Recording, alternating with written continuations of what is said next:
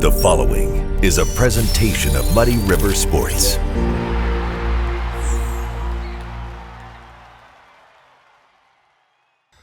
Welcome to another episode of 25 of 25, celebrating the area's best sports moments of the first 25 years of the century. Matt Schuckman, Chris Duerr.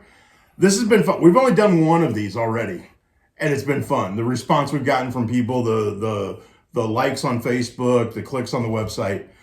I think people love going back and celebrating history. People do love their history, and I think they feel very empowered by the great things that happen in their communities and our community writ large. Yeah, without a doubt. We're at number 24. Okay. Starting with 25, going up to number 1. Number 1 will drop on December 31st. So we're going to drop a couple, 2 or 3 every week. Sounds good. Leading up to that. So we're at number 24, and we're celebrating Lewis County softball. We are, and going into the decade 2000s, neither Highland nor Canton as a high school ever had a state championship team of any kind. Correct. We got our first one at Highland in 2005 with a 24-0, as they called that team back in the day, with the Schultz twins as this awesome battery. And we, Amber Anders was the only senior on that team at the time, so we thought maybe this was the start of something really dynastic for Diane Tenike. Right. Do you remember who the assistant coach was on that Highland team?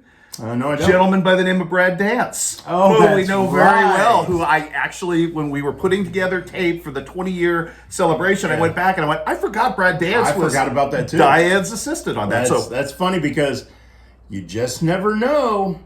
As we head into the next 25 years of the century, Brad Dance and his Quincy High School girls basketball team could be one of those early memories that we talk about. They are set up very nicely for some potential huge outlier success. But he now has that experience of having been part of a state championship team to relate to his players. Well, and it was really cool because the current Highland team, the 2024-25 team that was celebrating its state championship, had a nice 20th anniversary celebration out in center field for those girls. And it was great to see them all again. Yeah. I mean, 20 years later, they look like, they must have like Dorian Gray portraits out there because the girls look fantastic, or young women now, as we should call them. But I mean, because now they're in their 30s. They're in their 30s. Yeah, they don't look no longer kids or girls. No, they're not. But they really, this was the breakthrough. It set the template. It did. It gave a school that hadn't had any kind of success anywhere, sort of its first real lock-in point for future success. And now there are 2 state championships at Highland. Similarly with Canton, although Canton had knocked at the door in a couple of different sports over the years. You talk about boys and girls basketball getting to the sate tournament. Baseball finished as a state runner-up. The Lance Logsdon led the great Lance Logsdon team, but couldn't get over the top. The softball team finally did in 2022. And they did in 2017 first as well with the great Jarvis sisters. Oh, yeah. I forgot that Abby was a freshman at that time. We all know how great Olivia was in the circle. Abby came out and was first team All-State as a freshman on that team. That's crazy to think about. It really first is. First team All-State as a freshman. And that was Jonathan Bastian at the time who was coaching that team.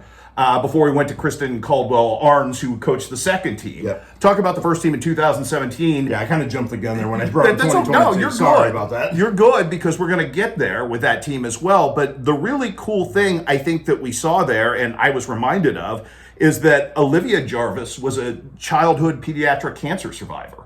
And when she came all the way back and pitched for a state championship and went on to have a good career pitching in the GLVC, that's a really neat full circle story that they're such a great part of history. And the one thing that I always remember about that Canton team, I think if you start talking about the what-if stories and one of the great had she not blown out her knee stories, I think Laken Hugenberg would have been somebody we would have talked about based on her multi-sport success. Mr. Holt Jr. year with that knee thing. Right. I think we would have been talking about her as one of the all-time greats, kind of the same way we talk about a Tori Neiman. Because we thought she was going to go on and have incredible college basketball success. Went to Culver to She play. did go to Culver. But I think without that knee injury, who knows what that college career would have been. She was sensational. Yep. She was good still after the fact her senior year. Never quite the same. So the breakthrough moment for Canton, and that obviously set the template in 2022 for that next team. And the thing I will always kind of remember about that, that 2022 team is that Nariah Clay's shoulder was so bad she had to bat switch hitting left-handed because she couldn't bat right-handed. So she went from a power hitter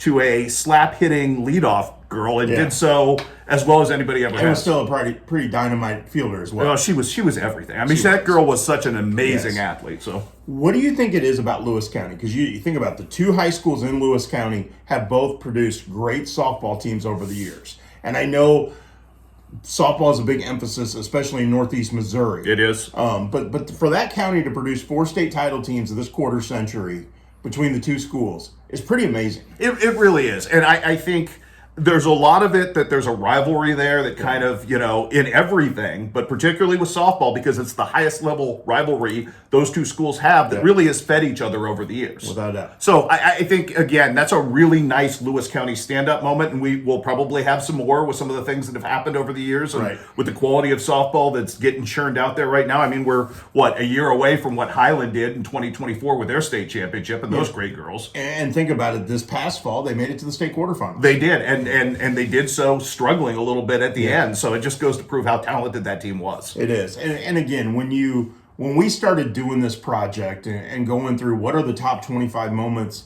it's hard to single out a single state championship over any other of any of the schools in our area. There are some that have had a major impact, because of the sport, because of the school, because of that. But to take all these state championships by these schools in Lewis County, to single out one over the other wouldn't have been fair. No, it wouldn't have been. And I think the dynamic there, because we're not going to talk about every state championship in every sport we've seen for the last 25 years. We've had more than 25 state Yes, champions. we have. And the same for the individual state titles as well. It's not just, again, there's got to be a story to it. There's got to be moments we remember as part of this. Again, these are our memories of us covering 25 years of area sports, because we both have done it for this entire century. Right.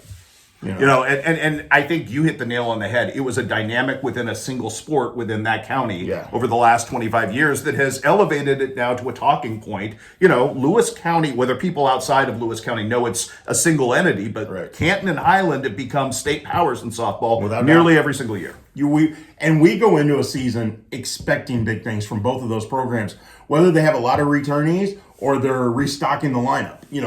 There's still that sense of, okay, they're going to be good. Let's just go ahead and pencil it in, and we'll follow them along because we know they're going to be good. And those two head-to-head meetings a year between them are always a red-letter game, no matter what the records are going in, just because that rivalry is so good. So again, Lewis County softball state championships 4 times. Breakthroughs, all of them, and what a neat deal for that county. Awesome. Well, that is number 24 on our countdown of 25 of 25, celebrating the best moments in area sports over the last quarter century.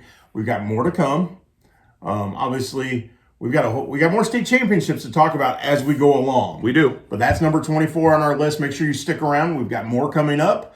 Check back week in and week out, and we'll have everything posted to our website. And I'll keep a running thing so you can go back and click on everything. Every time we post one, we'll keep the tally going. And please make this interactive. If you don't like our choices, if you have a choice you think we missed, reach out to us on social media and tell us, because we want your input as well. No doubt. So stick around. More 20 of 25 coming at you. Muddy River Sports. Our home, our sports.